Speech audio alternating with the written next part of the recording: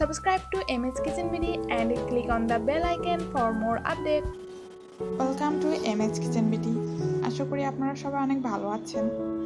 আজকে white sauce পাস্তার মোটামুটি সহজ একটি রেসিপি আমি আপনাদের সাথে শেয়ার করার চেষ্টা করছি। আশা করছি আপনাদের কাছে ভালো লাগবে। পাস্তা তৈরির জন্য যা যা লাগবে: পাস্তা 1 কাপ, ছোট ছোট পিস করে কাটা মুরগির মাংস half cup,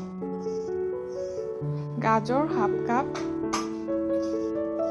green capsicum half cup, butter 2 table চামচ, চিলি সস 1 টেবিল চামচ, সয়া সস 1 টেবিল চামচ, লবণ 2 টিস্পুন, 1 টিস্পুন গোলমরিচের গুঁড়া। হোয়াইট সসের জন্য লাগবে 1 কাপ মিল্ক, 1 টেবিল চামচ কর্নফ্লাওয়ার, হাফ কাপ চিজ ও ডেকোরেশনের জন্য 1 টি চামচ অরিগানো।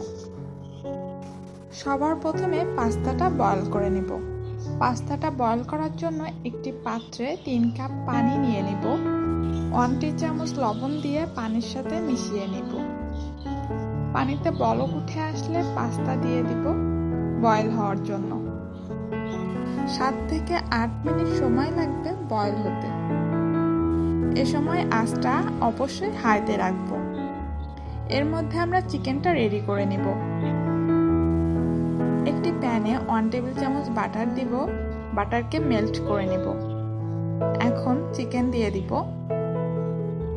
চিকেনকে ততক্ষণ রান্না করব যতক্ষণ পর্যন্ত না চিকেনের কালারটা হোয়াইট হয়ে আসবে। চিকেন হোয়াইট হয়ে এসেছে, এখন গাজর ক্যাপসিকাম দিয়ে দিব। এই মুহূর্তে 1 টি চামচ লবণ অ্যাড করে দিব। এগুলোকে ভালোভাবে ফ্রাই করে নিব। আঁচটা মিডিয়ামের থেকে বেশি রাখবো। 5 মিনিট সময় লাগবে ফ্রাই হতে। এখন এর মধ্যে যে পাস্তাটা বয়েল হতে দিয়েছি তা একটি ছাঁকনি দিয়ে পানি ছেঁকে নিয়ে রেখে দিব। প্রায় ফ্রাই হয়ে আসলে চিলি সস ও সয়া সস দিয়ে দিব। সবকিছু একসাথে ভালোভাবে মিশিয়ে নিব।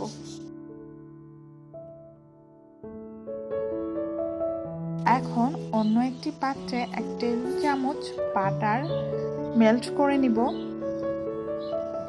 ঠান্ডা দুধ দিয়ে দিব।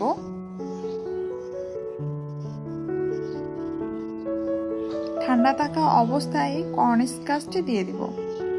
কর্নস্টার্চ তৈরি করার জন্য 1 টেবিল চামচ আটা নিয়ে তার ভিতর 2 টেবিল চামচ পানি দিয়ে ভালোভাবে গুলিয়ে নিব, যেন কোনো লাম্পস না থাকে। এরপর ঠান্ডা দুধের মধ্যে দিয়ে মিক্সড করে নিব। নাড়তে থাকবো যতক্ষণ না পর্যন্ত ঘন হয়ে আসবে।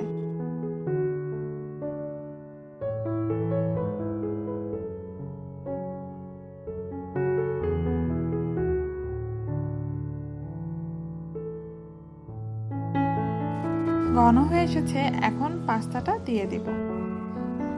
ভালোভাবে মিক্সড করে নিব।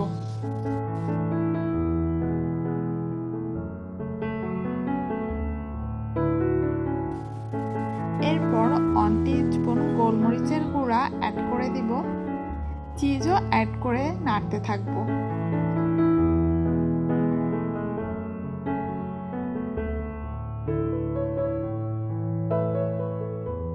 এরপর রান্না করা চিকেন অ্যাড করে দিব।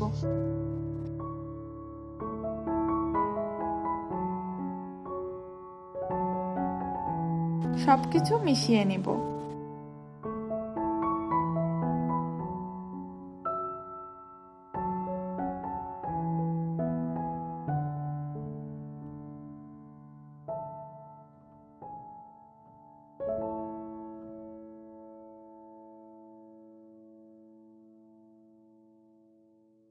তৈরি হয়ে গেল হোয়াইট সস পাস্তা। অবশ্যই আমাকে জানাবেন কেমন হয়েছে এবং ভালো লাগলে লাইক, কমেন্ট ও শেয়ার করবেন।